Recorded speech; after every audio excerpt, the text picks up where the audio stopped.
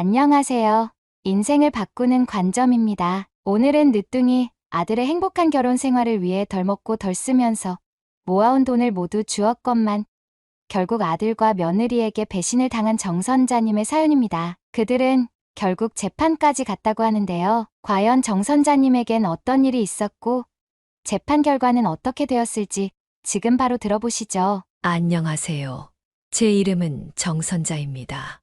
60을 넘기고 70을 앞둔 지금 돌아보면 우리 부부의 인생이 마치 긴 여정 같다는 생각이 듭니다. 저와 남편은 결혼 초기부터 아낄 수 있을 때 최대한 아끼자라는 다짐 아래 지극히 소박한 일상을 이어왔어요.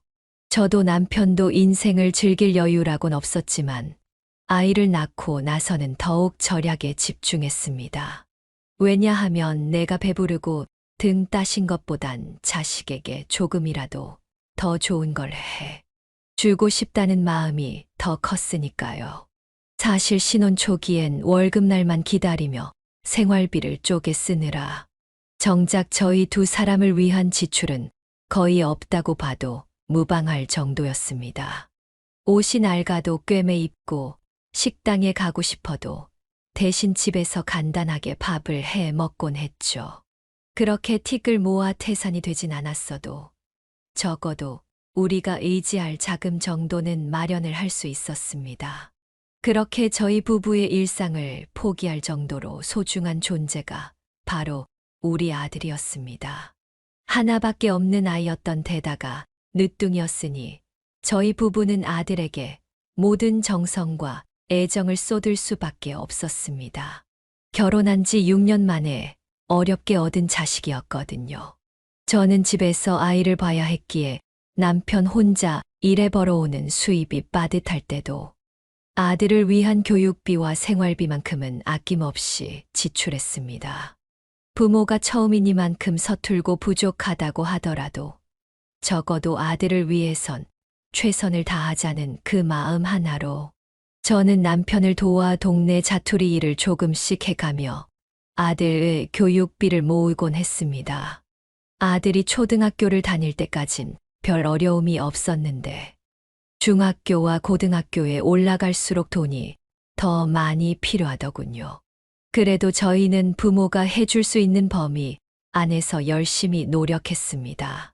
아들도 저희의 마음을 알아줬는지 생각보다 공부를 너무 잘해줬기에 대학도 좋은 곳으로 진학을 할 수 있었죠. 아들이 대학 합격증을 들고 집에 왔을 때 그 기쁨은 정말 이루 말할 수도 없을 정도였습니다. 뭐랄까, 가슴이 마구 벅차올라서 주체할 수가 없었달까요. 그렇게 무난하게 대학을 다니던 아들은 졸업 무렵이 되자 좋은 회사 취직까지 성공할 수 있었습니다. 저희의 인생과는 달리 아들의 인생은 막힘없이 탄탄대로였죠. 그때부터 남편은 종종 제게 이런 이야기를 하곤 했습니다. 우리 아들도 언젠간 좋은 사람을 만나서 장가를 가겠지. 그때 부모가 미천을 대줄 돈이 넉넉하게 있어야 하는데 말이야. 그러게요. 우리 진욱이도 지금 당장은 아니지만 나중에는 좋은 인연을 만나 결혼을 할 날이 올 텐데 그때를 위해서라도 조금씩 더 모아나 봐요, 여보. 요즘 집값도 워낙에 비싸서 대출을 받네 뭐네 하던데 적어도 대출은 받지 않게끔 도와줘야지 옆에서. 그렇게 시간이 흘러 아들은 저희에게 정말 괜찮은 인연을 만났다며 결혼을 하고 싶다는 이야기를 꺼냈습니다. 저희한테 소개를 시켜주고 싶다는 말에 저는 흔쾌히 데리고 오라고 했고 얼마 후 며느리가 될 아이를 처음 봤는데 어찌나 싹싹하고 예의가 바르던지 요즘 사람들 같지 않다는 생각이 들 정도였습니다. 초면인데도 부엌에 스스럼 없이 들어와서 설거지를 돕겠다고 하거나 저를 살갑게 어머님이라고 부르며 요리를 어떻게 하는지 물어보기도 하더군요. 남편과 저는 가만히 눈빛을 교환하면서 복덩이가 굴러 들어왔구나 하고 속으로 감탄했습니다. 저 아이가 우리 아들의 옆을 책임져 줄 사람이라는 게 어찌나 마음이 든든하던지. 저희는 고민할 것도 없이 두 사람의 결혼을 허락했습니다. 저렇게 예쁘고 싹싹하고 예의 바른 아가씨라면 충분히 사이좋게 행복하게 지낼 수 있을 것 같았거든요. 그렇게 아들을 장가 보낼 준비를 하고 있던 저희 부부에게는 아들의 신혼집이 가장 큰 고민거리가 되었습니다. 두 사람 다 막 사회에 발을 디딘 단계였기 때문에 대출 없이 신혼집을 마련하는 게 현실적으로 쉽지 않았거든요. 그래서 저희 부부가 모아둔 돈을 털어줘서라도 마음 편히 시작하게 도와주자고 남편과 오랜 대화를 나눴습니다. 우리 예전에 진욱이 결혼할 때 적어도 신혼집이라도 편하게 해주자고 이야기를 했었잖아요, 여보. 우리 여태까지 모아놓은 돈이 얼마나 되죠? 어디 보자. 한 3억쯤 되나? 아마 그 정도는 있을 것 같은데. 그거 그냥 우리 진욱이한테 줘버립시다. 진욱이도 그렇고 새아가도 그렇고 사회생활 시작한 지 얼마 되지도 않았을 텐데. 대출 받아 신혼집 사고 월급 받아 대출 이자 갚고 하면 남는 것도 하나 없을 거예요. 당신 생각은 어때요? 나도 당신 의견에 동의해. 그리고 어차피 우리가 그렇게 하기로 했었잖아. 저와 남편은 같은 생각을 하고 있었기에 망설임 없이 아들에게 이 부분을 이야기했습니다. 너희가 새롭게 시작할 수 있는 아파트를 증여해 주겠다고 말이죠. 아들은 처음에는 필요 없다며 부모에게 부담을 지워주기 싫다고 고개를 절레절레 저었지만 결국 저희가 계속해서 고집을 피운 끝에 저희의 의견을 받아들여 줬습니다. 처음엔 단순히 증여라는 방식으로 아파트 소유를 넘겨주면 될 거라고 가볍게 생각했습니다. 그런데 서류 절차를 알아보는 도중 남편이 TV 프로그램에서 봤다며 효도 계약이라는 것을 언뜻 제게 이야기하더군요. 그 말을 처음 들었을 땐 사실 썩 내키지 않았습니다. 부모 자식 간의 관계는 당연히 믿음, 그리고 가족 간의 정으로 이어지는 거라고 생각했으니까요. 하지만 놀랍게도 부모가 재산을 미리 물려줬다가 갑작스럽게 자식과 갈등이 생기는 경우는 생각보다 적지 않았습니다. 자식이 부모에게 눈길조차 주지 않고 무관심하게 대하거나 더 심한 경우에는 고부 갈등이나 가족 내 다툼으로 인해 부모가 외면을 당하는 사례도 있더라고요. 그런 극단적인 상황을 미리 방지하자는 뜻에서 저희 부부도 이른바 효도 계약을 고려하기 시작했습니다. 그래서 변호사 사무실을 직접 찾아가 상담을 진행한 결과 실제로 민법상 증여 계약에 특정한 조건을 붙이는 것이 가능하다고 했습니다. 일명 조건부 증여라고도 부르는데 조건을 명시하고 이를 이행하지 않았을 경우 해당 증여를 해제하거나 재산을 반환받을 수 있다는 법이었습니다. 변호사님은 구체적인 효도, 계약 조항을 넣을 때에는 부모가 자식에게 일방적으로 지나친 요구를 하거나 현실적으로 지키기 힘든 조건을 작성해 놓으면 안 된다고 강조했습니다. 그걸 작성하지 말라고 말씀드리는 이유가 나중에 자식이랑 법적 공방이 일어났을 때 계약 자체가 무효화되어 버리는 경우도 있거든요. 사회적 타당성으로부터 벗어난다던가 하는 이유 때문에요.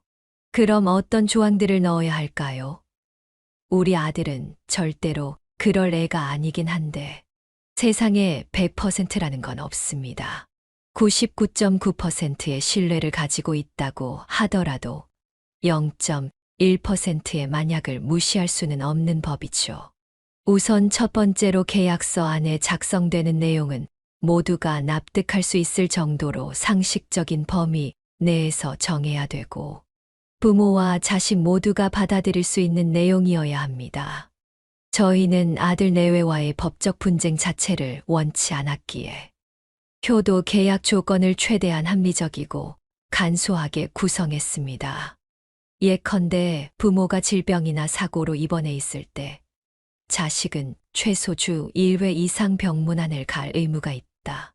라든지 부모가 질병으로 긴급한 도움이 필요할 시 최대한 지원을 해주고 정기적으로 연락을 할 의무가 있다라는 등 다소 포괄적인 문구로 작성을 했습니다.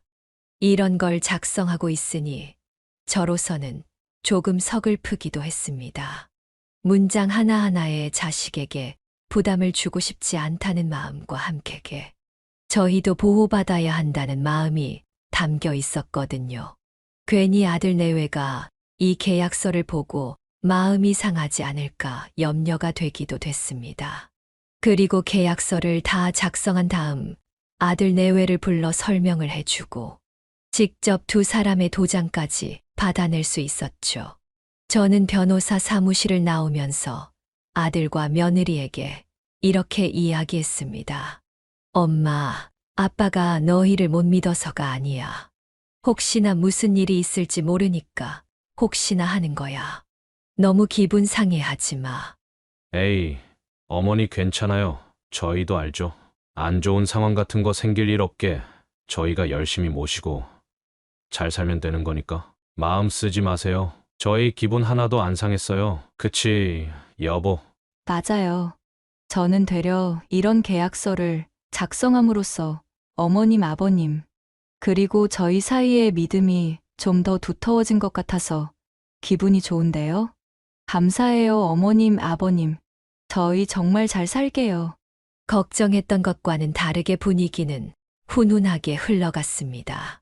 딱히 기분 상한 티를 내지도 않았고 되려 저희에게 잘하겠다는 아들 내외의 말에 마음이 조금이나마 놓이더군요.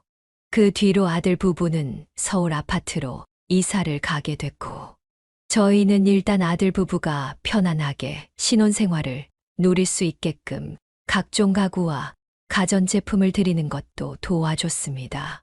이왕 해주는 김에 최대한 도와줄 수 있는 건 도와줘야겠다 싶은 마음이 굴뚝 같았거든요.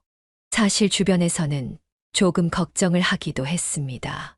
무조건 자식한테 많이 해주면 나중에 돌아오는 게 없어서 고생한다고 경험담을 전해주는 지인들도 있었지만 저희는 그저 행복해 보이는 아들 부부의 모습을 보면서 뿌듯했고 아낌없이 보태고 싶은 마음뿐이었습니다. 그러나 아파트를 증여한 지 얼마 지나지 않아 며느리의 태도가 조금씩 달라졌습니다. 처음에는 워낙 바쁜 신혼생활 탓이라고 생각했어요. 아들도 회사 일이 바쁘고 며느리도 직장 생활을 하고 있으니 어느 정도는 이해하려고 했습니다. 문제는 저희와의 소통이 점점 줄어들기 시작했다는 것이었습니다. 신혼 초반에는 전화나 문자로 매일같이 안부를 물어오던 며느리가 어느새 연락을 거의 끊다시피 해버린 겁니다. 되려 사돈댁을 챙기는 모습은 종종 며느리 메신저 프로필 사진이 바뀌는 걸 보고 알아챌 수 있었습니다. 주말마다 친정에 들러서 시장도 같이 보는 것 같았고 필요한 물품도 사다 드리며 다정하게 지내는 것 같더군요. 그래서 저는 그 모습을 보고 며느리에게 전화를 걸어 물었습니다. 너 요즘 바쁘니? 왜 이렇게 연락이 없어? 프로필 사진은 거의 매주 바뀌는 것 같던데. 죄송해요. 요즘 저희 친정에 일이 좀 있어가지고요. 친정에 일이 있어. 왜 사돈어른이랑 사부인한테 무슨 일이라도 생겼어? 아니요. 별일은 아니고 아버지가 건강검진에서 이상 소견을 좀 받으셔가지고요. 별로 큰 문제는 아닌데 그래도 걱정이 돼서 매주 친정에 내려가고 있어요. 가족들이랑 시간 좀 보내면 좋을 것 같기도 하고 많이 신경 쓰이셨죠? 죄송해요. 아휴, 아니다. 죄송은 무슨. 괜찮다, 괜찮아. 사돈어른께 안부 전해드리고 사돈어른이 편찮으시다는 말에 뭐라 더 할 수 있는 말이 없더라고요. 하지만 며느리는 그날 이후로도 몇 개월 동안 저희 부부에게 관심이 없었습니다.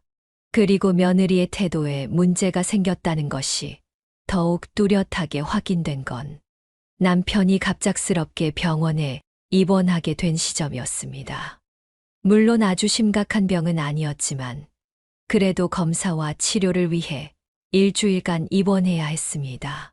그때 저는 며느리가 그래도 명색이 시아버지가 입원을 했으니 얼굴이라도 잠깐 비추겠지 하고 내심 며느리가 찾아올 것을 기대했습니다. 그런데 의외로 아들 혼자 병원에 찾아왔더라고요. 예, 새아가는 어디 가고 너 혼자 덜렁 왔어. 아, 그냥 지금 회사 일이 좀 바빠서요. 안부 전해달라고 하더라고요. 아무리 일이 바빠도 그렇지 시아버지가 이렇게 아파서 입원을 해 있는데 전화 한 통 안 하고 남편한테 안부나 전해달라고 한다는 게 말이나 되는 소리니? 나는 걔 그렇게 안 받는데 참 너무한다. 요즘은 전화도 안 하고 아, 여보. 너무 그러지 마라. 일이 바빠서 그렇겠지. 남편은 겉으로는 직장 생활하느라 바빠서 그런가 보다 라며 받아들이는 것 같았지만 몰래 한숨을 쉬곤 했습니다. 저 역시 솔직히 며느리에게 많이 서운했습니다. 신혼 때만 해도 어머님, 아버님 식사 맛있게 하셨어요? 필요한 거 없으세요? 라며 자주 연락하던 며느리였는데 이제는 저희의 사소한 일상조차 살피지 않는 것 같아 마음이 좀 그렇더군요. 이번 마지막 날까지도 며느리는 한 번도 병원을 찾지 않았고 퇴원하는 날에도 바쁘다는 이유로 얼굴 한 번 비추지 않았습니다. 그리고 아들이 며칠 뒤 저희 집에 잠깐 들렀을 때 참다 못한 남편이 이렇게 이야기를 하더군요. 새아가는 정말 많이 바쁜 모양이구나. 회사에서 무슨 일이라도 생긴 거냐? 내가 큰 걸 바란 건 아니다마는 안부 전화 한 통 없는 건 참 속상하다. 서운하기도 하고. 요즘 회사에서 야근도 많고 실적 압박이 좀 심해서 그런가 봐요. 집에서도 퇴근하고 들어오면 바로 자고 그래요. 어머니, 아버지가 넓은 마음으로 이해해 주세요. 며느리가 정말 바쁜 건지 아니면 다른 사정이 있는 건지 궁금했지만 아들이 굳이 말하지 않는 걸 가지고 대화를 이어나가기가 좀 어렵더군요. 남편과 저는 괜히 서로 눈치만 보다가 입을 다물어 버렸습니다. 그리고 마음 한편에는 조금씩 근심이 생기기 시작했습니다. 증여 계약서에 사인한 지 얼마나 됐다고 벌써부터 시부모를 외면하는 건 아닐까 하는 걱정이 스멀스멀 올라오는 것을 막을 수가 없었습니다. 혹시 우리가 섭섭하게 한 게 있을까 하는 생각에 남편과 함께 먼저 나서서 뭘 더 챙겨줘야 하나 고민도 해봤지만 이미 아파트까지 증여해 준 마당에 저희가 아들 부부를 위해 더 해줄 수 있는 건 없었습니다. 우리가 효도 계약이니 뭐니 하는 걸 넣어서 괜히 우리를 불편하게 생각하고 있는 건 아닐까. 난 자꾸 그런 생각이 드네. 그러게요. 허심탄회하게 말이라도 좀 해주면 좋을 것을. 바쁘다는 걸로 계속 빙빙 둘러대기만 하니 참 답답하기만 해요. 참네, 대놓고 새아가. 너 요즘 왜 이렇게 달라졌냐?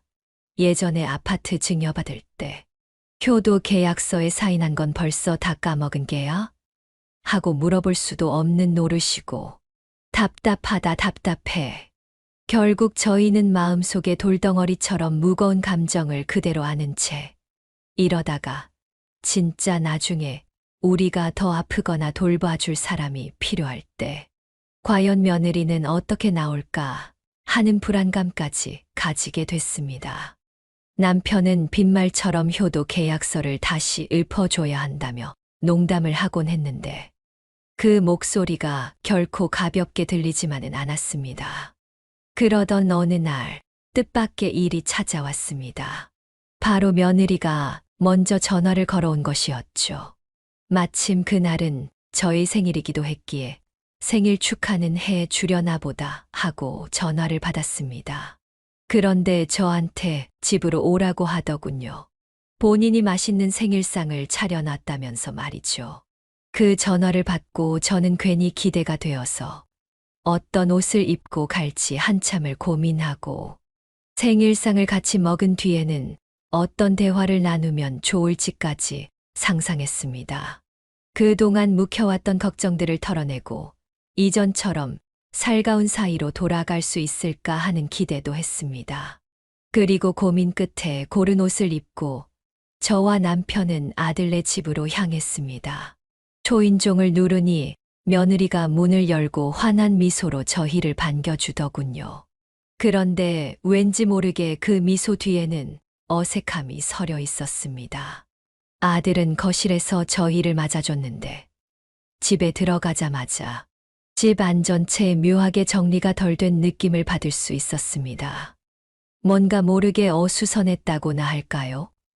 물론 아들도 일을 하고 며느리도 직장 생활을 하니 바쁠 수밖에 없을 테지만 적어도 생신을 축하하기 위해 초대를 한 거라면 보통 조금은 더 깔끔하게 집을 정리해 두지 않나 싶은 생각이 들었습니다. 식탁 위에는 각종 음식들이 놓여 있었습니다. 그런데 생신상이라고 하기에는 너무나도 평범해 보였어요. 늘 밥 반찬으로 먹는 멸치볶음, 장조림, 김치 몇 가지와 미역국이 전부였습니다.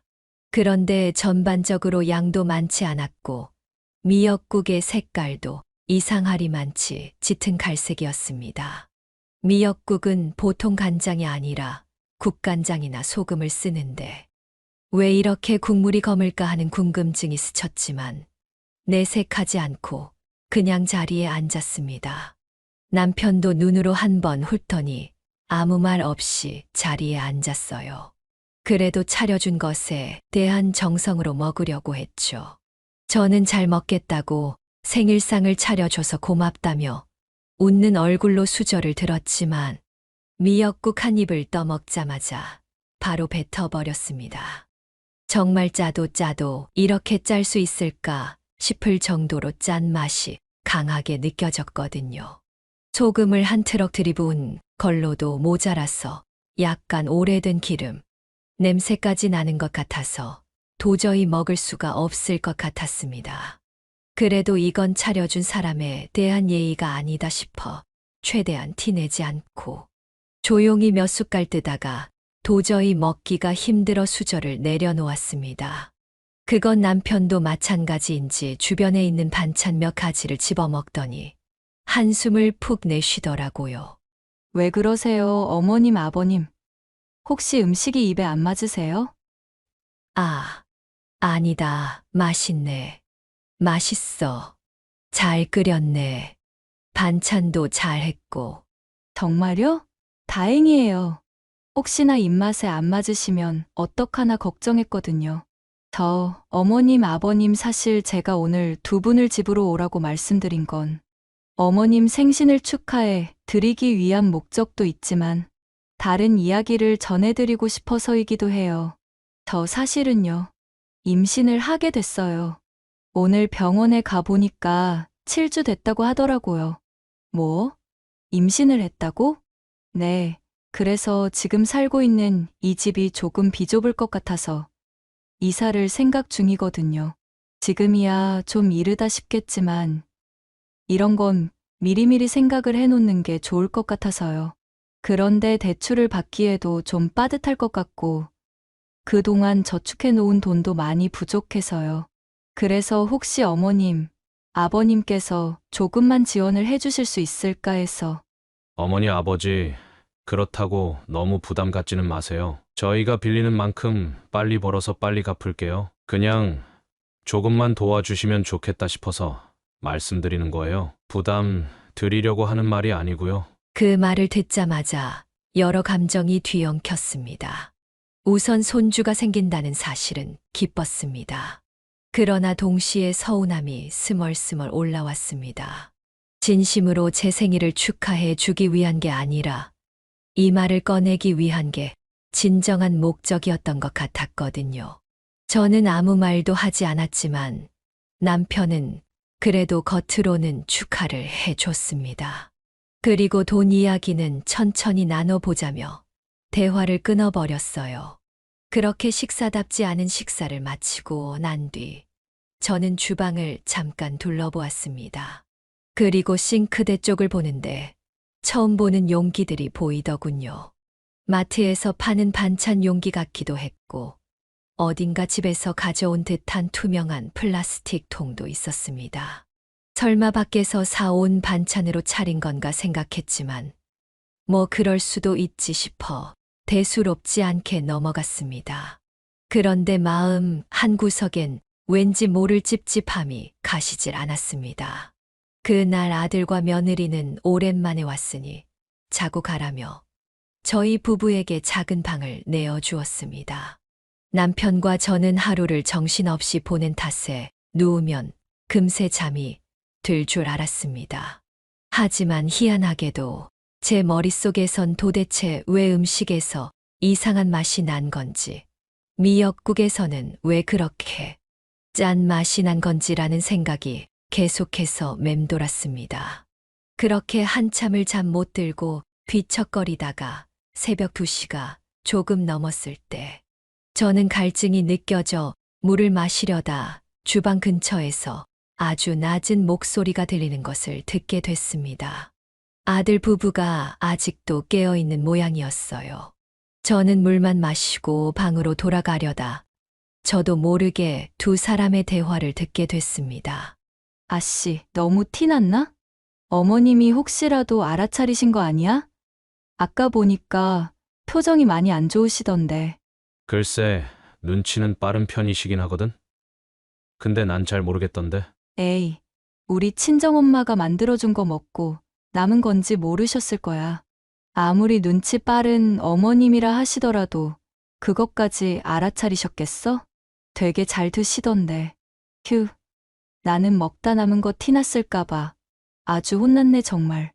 뭐 하긴 새로 만든 거나 먹다 남은 거나 맛은 거기서 거기긴 하지. 그나저나 돈 안 빌려주시겠다고 하시면 어떡하지? 대출 받을 여력도 없는데 골치 아프네. 설마 우리한테 안 빌려주시겠어? 이 아파트도 어머님, 아버님께서 증여해 주신 거잖아. 그 못 같은 효도 계약서인지 뭔지 이상한 걸 쓰긴 했지만 얘기가 나와서 하는 말인데 그거 좀 이상한 것 같아. 요즘 시대에 누가 그런 걸 써? 나 진짜 이런 걸 써야 하나 말아야 하나 고민하다가 도장 안 찍으면 집 안 주실 것 같아서 억지로 웃으면서 도장 찍었잖아 진짜. 당신이 이해 좀 해. 우리 부모님 고리타분한 옛날 분들이신 거 당신도 잘 알잖아. 그거 법적으로 효력 없는 거겠지? 그냥 형식상으로만 작성하는 거지? 아마도 그럴걸? 솔직히 어머니랑 아버지도 뭐 우리한테 효도를 바라시고 그걸 적어달라 하셨겠어? 분명 옆에서 누가 바람 넣으셨을 거야. 이걸 쓰면 좋다더라. 자식들이 말도 잘 듣고 괜찮더라 하면서. 안 봐도 비디오지 뭐. 두 사람의 대화를 들은 제 가슴은 쿵 하고 내려앉았습니다. 듣지 않아도 될 이야기를 들어버렸다는 자각과 함께 충격이 몰려오더군요. 아들 부부가 차린 생일상이 사실은 먹다 남긴 음식이었다는 사실이 머릿속을 아프게 울렸습니다. 게다가 저와 남편에 대한 뒷얘기까지 하는 걸 듣고 저는 그 자리에서 차마 두 사람의 대화를 더 들을 자신이 없어 조용히 방 안으로 들어가 놀란 가슴을 쓸어내렸습니다. 그런데 충격이 꽤 강했던지 한참이 지나도 진정이 안 되더군요. 한참 동안 생각을 하던 저는 조용히 남편을 흔들어 깨웠습니다. 남편은 자다가 깨어 몹시 피곤해 보였지만 제 얼굴에 실린 심각함을 보고서는 자세를 고쳐 앉고 제게 무슨 일이냐고 물었어요. 저는 남편에게 조금 전 아들 부부의 대화에 대해 털어놓았습니다. 남편은 처음엔 제 말을 잘 이해하지 못하는 것 같았지만 점차 이해하고는 얼굴빛이 하얗게 질리기 시작했어요. 그럼 우리가 먹은 음식이 먹다 남긴 음식이라는 거지. 세상에 어떻게 그런 짓을 할 수가 있어. 새로 한 음식도 아니고 먹다 남긴 걸 음식물 쓰레기를 상에 올렸다는 거잖아. 물론 먹다 남은 음식이라고 해서 못 먹을 건 아니지만 생일상에 그런 걸 올렸다는 게 말이 돼요. 그리고 더 기가 막히는 건 우리를 초대한 목적이 결국 이사 자금 때문이었다는 거예요. 이럴 거면 차라리 다른 방식으로 이야기를 꺼내든가 하지. 굳이 이렇게까지 기분을 잡치게 만들 필요가 있었느냐고. 이해가 안 돼요, 정말. 여보, 우선은 내일 아침에 아무 일 없었다는 듯이 집에 가자. 굳이 여기서 언성을 높이거나 따질 필요는 없을 것 같아. 그리고 금전적인 문제는 나중에 이야기를 하자고 하자. 머리가 다 아프다. 그렇게 저희 부부는 뜬 눈으로 밤을 지새웠고 아침이 되자 아들과 며느리가 일어나 방문을 열고 저희에게 인사를 건넸습니다. 며느리는 해맑은 목소리로 잘 주무셨느냐고 물었지만 저는 도저히 며느리의 얼굴을 똑바로 바라볼 수 없었습니다. 마치 아무 일 없었다는 듯 행동하는 며느리가 낯설게만 느껴졌거든요. 그리고 저희는 일어나자마자 일단 집으로 돌아가겠다고 말했습니다. 아들과 며느리의 얼굴에 당황스러움이 역력해 보였지만 그것까지 신경 쓸 여유가 저희에게는 없었습니다. 집에 도착해서도 저는 한참 동안 말이 없었습니다. 남편도 먼저 입을 떼지 않았죠. 점심이 지나고 나서야 남편이 조심스레 물었습니다. 당신은 어떻게 할 생각이야? 돈 말이야. 도와줄 생각이 있어. 솔직히 도와주고 싶지 않아요. 아니, 도와주기 전에 최소한 우리한테 미안함이라도 표현해야 하는 거 아닌가 싶어요. 이렇게 어이없이 기분이 상해버렸는데 사과 한마디 없이는 그 어떤 도움도 주고 싶지 않네요. 남편은 고개를 끄덕이며 제 말에 동의를 해줬지만 앞으로 어떻게 해야 할지 막막했습니다. 이대로 그냥 자연스럽게 아들 내외와 연을 끊고 살아야 하는지 아니면 작정하고 찾아가서 왜 그런 식으로 사람을 우습게 만드느냐고 때려 엎어야 할지 여러 가지 고민들이 저희 부부를 휘감아 괴롭히기 시작했어요. 그렇게 며칠 후 아들과 며느리는 결국 저희 집으로 먼저 찾아왔습니다. 연락 한 통 없이 말이죠. 그런데 눈치를 슬금슬금 보는 아들과는 달리 며느리는 평소보다 훨씬 당당하고 여유로운 표정을 지어 보였습니다. 그리고서는 저와 남편이 보는 앞에서 소파에 턱하니 앉아서 다리를 꼬더니 이렇게 말을 하는 게 아니겠어요? 어머님, 며칠 전에 저희 집에서 주무셨던 날, 어머님 밖에서 저희 이야기 듣고 계셨던 거 다 알아요. 어머님이 뭐 어디서부터 들으셨는지는 모르겠지만 어머님이 단단히 오해하고 계신 것 같아서 해명하려고 찾아왔어요. 해명해도 되죠? 맞아요, 어머니. 저희 이야기도 들어보셔야지 계속 꽁하게 계시면 어떡해요. 저는 며느리와 아들의 말을 듣고 순간적으로 화가 머리끝까지 치밀어 올랐습니다. 하지만 이를 악물고 애써 감정을 누르려 했습니다. 그런데 며느리는 제 표정을 보고서는 조금도 미안해하는 기색 없이 뻔뻔하게 말을 이어나갔습니다.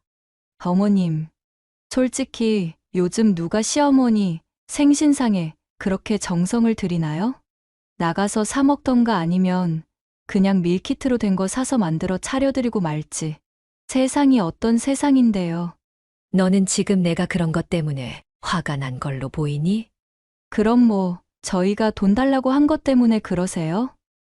그래. 차라리 돈이 필요했으면 그냥 전화로 사정을 설명하고 이렇게 해줄 수 있느냐 물어봤어야지. 사람 기분을 그렇게 잡쳐놓으니 좋던. 솔직히 어머님, 아버님 저희한테 해주신 거 고작 쥐콩만한 아파트 한 채 증여해 주신 것밖에 없잖아요. 겨우 집 하나 해주신 거 가지고 언제까지 계속 생색내실 생각이셨어요? 그 말에 남편과 저는 순간 말을 잃었습니다. 머릿속에서 며느리가 방금 내뱉은 말들이 계속해서 맴돌았습니다. 저희로서는 평생을 모은 돈이었는데 아들이 조금이라도 더 행복하기를 바래서 큰맘 먹고 장만해준 집이었는데 며느리 입에서 그런 말이 나올 줄은 몰랐습니다. 아들은 저희 두 사람의 표정을 보고 머뭇거리며 말이 헛나온 거라고 애써 변명을 했지만 저희 부부의 귀에는 그 어떤 말도 들리지 않았습니다. 결국 그동안 꾹꾹 참아오던 분노가 화산이 터져버리듯 폭발해버리고 말았어요. 지금 뭐라고 했니? 그 집이 그냥 얻어진 줄 아니? 우리가 입을 거, 안 입고 먹을 거 좀 덜 먹고 평생 모은 피 같은 돈으로 사서 너희한테 준 아파트야. 그런데 그걸 겨우라고 말하는 거니, 지금? 어머님, 솔직히 저희도 두 사람이서 겨우 벌어먹고 사는 거예요. 사는 게 팍팍하고 힘들다고요. 고작 돈 가지고 이렇게까지 화내실 건 없다고 생각하는데요. 그래. 그러면 이걸 보고도 그렇게 말을 할 수 있나 보자. 너 이거 기억나니? 우리가 그 집을 너희에게 넘길 때 작성한 효도 계약서야. 조건부 증여로 너희들이 변호사 사무실까지 직접 찾아와서 직접 서명하고 도장 찍은 거. 기억 안 나니? 어머님, 그런 거 다 형식상이잖아요. 요즘 그런 계약이 무슨 의미가 있다고 그러세요. 참 고리타분하다, 고리타분해. 그래. 이게 과연 형식상으로 만들어지기만 한 서류인지 의미가 있는 서류인지는 법이 알려주겠지. 너희랑 이렇게까지 하고 싶지는 않았지만 네 태도를 보니 이렇게 해야만 하겠다. 제 목소리는 누구보다 이성적이고 담담했지만 속으로는 수없이 복잡한 감정이 뒤섞여 있었습니다. 이대로 더 참을 수는 없었어요. 그냥 참고 넘어갔다가는 제가 견딜 수 없을 것 같았거든요.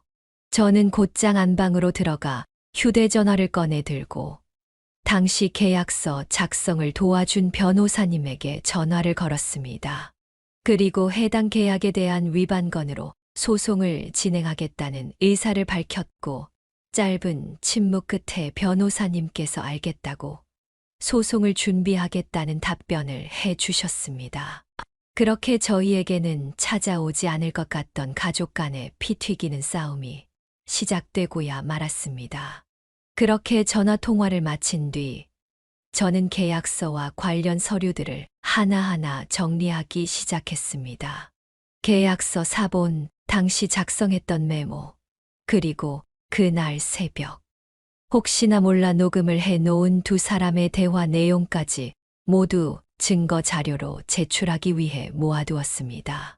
손이 부들부들 떨렸지만 더 이상 무시당하지 않겠다는 결심으로 마음을 다잡았습니다. 남편도 묵묵히 제 편이 되어줬어요. 처음에는 이렇게까지 해야만 하나 싶었는데 이 놈들 하는 꼴을 보니 괘씸해서 그냥은 못 넘어가겠어. 가족 간의 연을 완벽하게 끊어낼 각오를 하고 이제 다 정리하자고 여보. 우리한텐 절대로 이런 일이 일어나지 않을 거라 생각했는데 그때 변호사님이 하신 말씀대로 세상에 100%는 존재하지 않는다는 말이 이런 걸 의미하는 거였나 봐요. 마음 한 구석이 참 씁쓸했습니다. 가족끼리 이런 식으로 싸움을 벌인다는 것 자체가 기분이 참 그렇더라고요. 그렇게 한 달 정도가 지난 후 법정에서 첫 공판이 열렸습니다. 법정 안의 공기는 무겁고 팽팽한 긴장감이 흘렀습니다. 저와 남편은 손을 꼭 맞잡고 원고석에 앉아 있었고 피고석의 아들과 며느리는 얼굴이 굳은 채 서로 눈치를 보며 앉아 있었습니다. 아들 측에서도 변호사를 선임한 건지 변호사가 먼저 일어나 발언을 시작했습니다.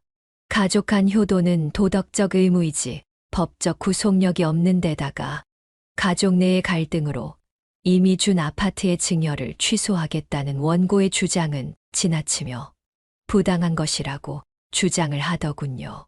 저희가 무리한 걸 요구한 것도 아닌데 거기에 대해 부당하다고 주장하는 걸 보며 기가 차서 말이 나오지 않았습니다.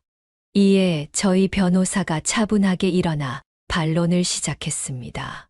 존경하는 재판장님, 본 사건은 단순히 가족 간에 일어난 갈등 따위로 치부될 수 있는 일이 아닙니다. 피고들은 명백한 조건부 증여 계약을 체결한 뒤 이를 위반하였으며 지속적으로 원고를 모욕하고 정신적 피해를 안겼습니다. 계약서, 원본과 더불어 피고들이 저지른 발언들이 담긴 녹취를 증거로 제출합니다. 원고 측이 모아온 증거들이 꽤 많네요. 피고 측, 효도를 조건으로 한 계약 내용을 인지하고 있었습니까? 네, 맞습니다. 저희 두 사람 다 인지를 하고 있었습니다. 저희 두 사람 다 대출을 받을 상황이 아니었고 집이 필요했어요. 그래서 어쩔 수 없이 계약서에 사인을 했습니다. 저는 그게 그냥 형식적인 걸로만 알고 있었어요. 솔직히 살아가면서 계약서 내용대로 다 지키고 사는 사람이 어디 있겠어요? 안 그래요, 여러분? 재판장님도 사람이시잖아요. 모두 다 완벽하게 지키고 살지는 않으실 거 아네요? 피고, 여기는 법정입니다. 소란 떨지 말고 정숙하세요. 며느리의 뻔뻔한 모습에 배심원들은 웅성거렸고 저희 변호사는 곧바로 표정을 굳혔습니다. 저는 가슴 속에서 또 한 번 분노가 치밀어 오르는 것을 느꼈습니다. 어쩜 사람이 반성하는 기색 하나 없이 저렇게 뻔뻔할 수가 있는지. 결혼 전 저희 집으로 인사를 왔을 때와는 전혀 다른 모습의 정말치가 떨릴 정도였죠. 저희 변호사는 이어 녹취록을 재생했습니다. 녹취록이 조용한 법정을 울렸고 며느리와 아들의 대화 내용의 법정안은 순간 정적에 휩싸였습니다. 판사님께서는 곰곰이 생각을 하시는 듯 한동안 말을 잊지 못하시다 서류를 탁 소리나게 덮으셨고 아들은 입을 꾹 다문 채 죄송하다는 말만 반복했습니다. 그리고 여전히 며느리는 본인이 잘못한 건 하나도 없다는 듯 고개를 빳빳이 쳐들고 있었지요. 상대 측 변호사는 끝까지 이런 사례는 가정 내 다툼으로 봐야 한다고 항변했지만 저희 변호사는 절대 아니라며 단호하게 대응했습니다.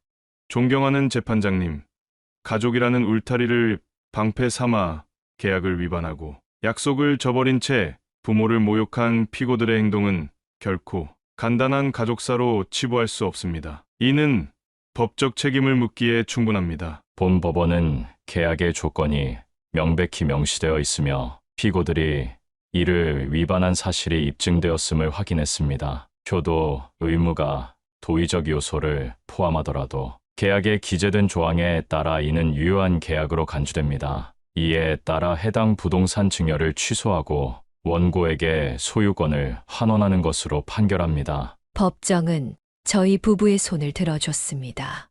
저희가 작성한 효도 계약서는 엄연히 법적인 효력이 있는 것이었고 그것을 어긴 것은 아들 내외였기에 증여받은 아파트를 돌려줘야 한다는 판결이 내려졌어요.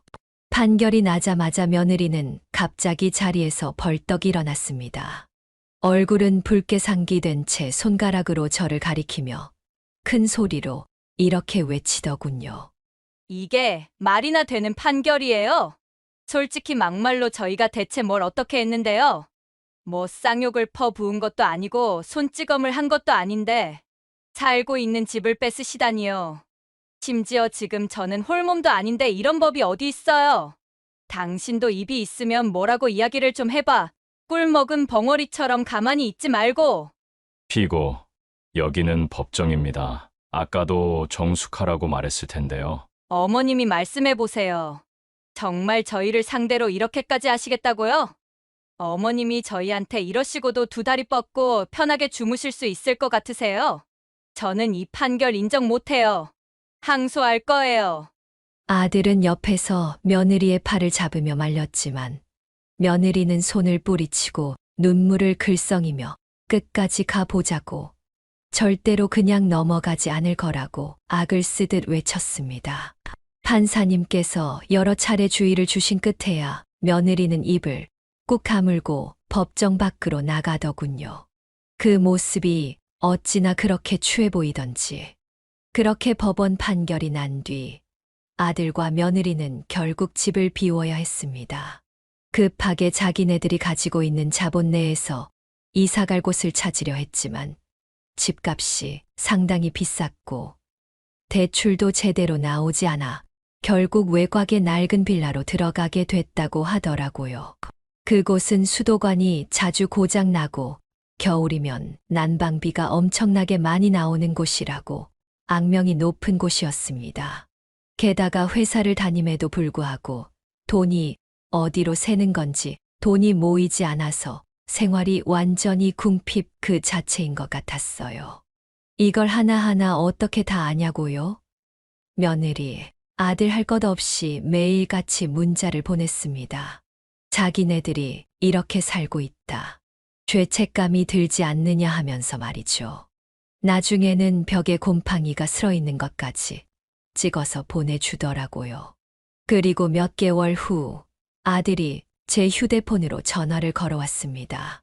어머니, 그때는 저희 두 사람 다 제 정신이 아니었던 것 같아요. 어머니랑 아버지가 저를 어떻게 키워주셨는지 뻔히 다 아는데 제가 그런 행동을 하다니 제가 정말 죽일 놈이었어요. 이제라도 저희를 용서해 주시면 안 될까요? 용서는 그때 판결문이 내려졌을 때 빌었어야지. 이제 와서 빌어본들 무슨 소용이 있니? 버스는 떠났고 마음도 다 떠나버렸는걸. 이제 우리는 우리 인생을 살기로 했다. 자식을 위해 평생을 쏟아부었으니 이제는 우리 스스로의 노후를 위해 시간을 좀 쏟아보려고. 어머니, 그러지 마시고 제발 한 번만요. 네. 차라리 제가 이혼을 할게요. 이 사람이랑 헤어지고 나면 그때 저를 용서해 주시겠어요? 이건 네가 이혼을 하고 말고의 문제가 아니다. 아직 너는 뭐가 문제인지 모르는 것 같으니 너희가 뭘 놓쳤는지 그리고 뭘 잘못했는지 생각해보고 깨달을 쯤에 뼈저리게 반성하기를 바란다. 이만 끊으마. 전 단호하게 아들의 전화를 끊어버렸습니다. 솔직히 마음이 쓰이지 않는다면 거짓말이었지만 어쩔 수 없었습니다. 이 모든 상황은 아들과 며느리가 만든 것이었으니까요. 그리고 남편과 저는 오래전 약속했던 유럽 여행을 마침내 떠나게 됐습니다. 떠나기 전까지는 마음이 조금 쓰였지만 막상 비행기에 올라 끝없는 창공을 바라보니 그간 쌓여있던 속상함이 조금씩 옅어지는 걸 느꼈습니다. 태어나 처음 와보는 유럽 여행. 남편과 저는 벅찬 마음을 가득 품고 여기저기 돌아다니기 시작했습니다. 파리의 노천 카페에서는 달콤한 크레이프 케이크와 커피 한 잔을 즐기며 여유를 만끽했고, 베네치아에선 곤돌라를 타고 운하를 지나며 한국에서는 보지 못했던 낯선 풍경들에 한없이 감탄했습니다. 스위스에서는 처음으로 설산을 올랐는데 높은 산에 올라 깊은 숨을 들이켰다가 뱉어보니 묵직하게 남아있던 가슴 속 응어리들이 눈 녹듯 사라지는 듯한 기분이 들었습니다. 한 달 정도의 유럽 여행을 마치고 한국으로 돌아온 저희 부부는 살던 곳을 떠나 조용한 해안가 마을 근처에 작은 주택을 한 채 마련했습니다. 창문을 열면 파도 소리가 들리고 도시와는 다른 푸른 하늘, 맑은 공기가 마음을 편안하게 해줬습니다. 아침이면 남편과 해변을 거닐며 산책을 하고 돌아오면 직접 볶은 원두로 커피를 내려 마시는 것이 일상이었어요. 저녁엔 와인을 한 잔 기울이며 서로의 하루를 돌아보곤 했지요. 그리고 남편은 낚시 도구를 사들여 매주 주말마다 바다로 나갔고 저는 화분들을 키우면서 마음을 다스렸습니다. 시간이 흐를수록 저희 부부가 정말 잘하고 있다는 생각이 들었습니다. 자식에게만 매달려 지내던 시절엔 상상도 못했던 일상들이 이제는 자연스러웠고 그런 여유 속에서 비로소 우리의 참된 행복이 무엇인지 깨닫게 되었습니다. 때때로 저녁 무렵이면 둘이 나란히 바닷가에 앉아 노을을 바라보며 대화를 나눴습니다. 여보, 여기서 매주 주말마다 우리 두 사람만을 위한 파티라도 열까 싶어. 바다는 참 낭만적이야. 이 좋은 걸 왜 이제야 누리고 살까 우리는. 그러게요. 조금 더 빨리 알았다면 좋았을 걸. 그래도 이제라도 우리를 위해 살 수 있다는 것에 감사하고 있어요. 아들을 위한 삶이 아니라 오로지 우리 두 사람만을 위한 삶. 아들 내외의 소식은 가끔 그 동네에 살고 있는 지인을 통해 들을 수 있었습니다. 동네에서 허구한 날 싸운다고 하더라고요. 주변 사람들 시선 따위는 신경도 쓰지 않은 채 말이죠. 물론 그런 이야기를 들을 때마다 마음 한구석이 쓰린 것도 사실이지만 더 이상 아들 내외의 문제를 떠안고 해결해 줄 생각은 조금도 없습니다. 한 번 내린 결정이니 이번에야말로 끝까지 마음을 다잡을 작정이거든요. 자식에게 모든 걸 안겨주기 위해 참아온 오랜 세월에서 이제야 벗어났으니 저희 부부가 누리는 자유를 스스로 놓아버리고 싶지 않았습니다. 여러분께 꼭 드리고 싶은 말씀이 있습니다. 부모 또한 인생을 가지고 있는 개별적인 존재입니다. 자녀를 위해 희생한 시간이 길었다면 이젠 자신을 위해 살 때도 되었다고 생각합니다. 자식이 성인이 되었다면 부모에게 무조건적인 헌신을 요구할 권리는 없지 않을까요? 저도 한때 아들 내외와 연을 끊겠다는 결정을 내리고 아주 잠시 동안 죄책감을 느낀 적이 있었습니다. 이러다가 남들한테 손가락질 받는 건 아닐까 하고 말이죠. 하지만 결국 스스로가 아니면 내 인생을 챙겨줄 사람은 아무도 없다는 걸 깨달았습니다. 가끔씩 젊었을 적 우리 부부가 얼마나 고단했는지 떠올리면 그 시절로 돌아가고 싶냐고 스스로에게 묻게 됩니다. 하지만 확신할 수 있습니다. 지금이 훨씬 더 좋습니다. 그리고 행복합니다. 근심 걱정 없는 삶이 얼마나 행복한 건지 늦게나마 깨달았지만 저희도 저희의 삶을 재밌고 충실하게 누릴 권리가 충분히 있다는 걸 알게 됐습니다. 어쩌면 애초에 그걸 너무 미뤄두었던 게 문제였는지도 모르겠습니다. 이따금 제 지인은 제게 이런 이야기를 하곤 합니다. 아무리 그래도 그렇지 부모가 자식을 놓아버리면 어쩌느냐 하고 말이죠. 하지만 저는 제가 놓은 것이 아니라고 항상 답해줍니다. 이미 아들은 성인이 되었고 본인이 저지른 것에 대한 대가를 치르는 이제는 진짜 어른이 될 차례라고 생각합니다. 어쩌면 누군가는 저희 부부를 보고 너무 이기적이라고 할지도 모릅니다. 하지만 바꿔 생각하면 우리가 평생을 착실히 살아오며 얼마나 가족을 위해 헌신했는지를 아는 사람이라면 이제야말로 우리의 행복을 찾아 떠나는 선택을 존중해 주리라 믿습니다. 죽는 날까지 후회만 하고 싶지는 않으니까요. 분주하게 돌아가던 세상에서 한 발짝 떨어져 우리는 매 순간 소소한 즐거움을 찾으며 삽니다. 아침이면 남편과 커플 운동복을 입고 가볍게 조깅을 나가고 낮에는 서로 각자 하고 싶은 일을 하며 저녁이면 다시 만나 오늘 있었던 일을 이야기해 주는 평범하고 행복한 삶. 이보다 더 만족스러운 삶이 있을까 싶습니다. 혹시 지금 이 글을 읽으시는 분들 중에 난 아직도 자식을 위해 헌신해야 하나 하고 망설이는 분이 계시다면 꼭 말씀드리고 싶습니다. 자식 사랑도 좋지만 자기 자신을 돌보는 일은 그에 못지않게 중요합니다. 우리 인생은 한 번뿐이고 웃으며 마무리하려면 누구보다 스스로를 아껴야 하니까요. 그러니 망설이지 마시고 남은 날들에 좀 더 진심으로 투자하시길 바랍니다. 여행이든 취미든 뭐가 됐든 본인의 행복을 위해 한 걸음 나아가 보시면 좋을 듯 합니다. 저희 부부는 이미 그 길로 발걸음을 옮겼고 지금까지 그 선택을 한 것에 대해 단 한순간도 후회하지 않습니다. 앞으로도 계속 서로에게 충실하며 행복을 누리고 즐길 겁니다. 부모도 누구도 아닌 바로 당신 자신을 위해 살아도 된다는 사실을 잊지 마시길 바라며 사연을 마무리해 보려고 합니다. 저의 긴 이야기를 끝까지 들어주셔서 진심으로 감사합니다. 네, 오늘 이야기는 어떠셨나요? 오늘 이야기를 듣고 어떻게 생각하시는지 어머님, 아버님의 생각을 댓글로 공유해주세요. 저는 또 다른 사연으로 찾아뵙겠습니다. 좋아요, 구독, 알람 설정을 통해 앞으로도 따뜻한 정을 나눌 수 있게 함께 해주세요. 어머님,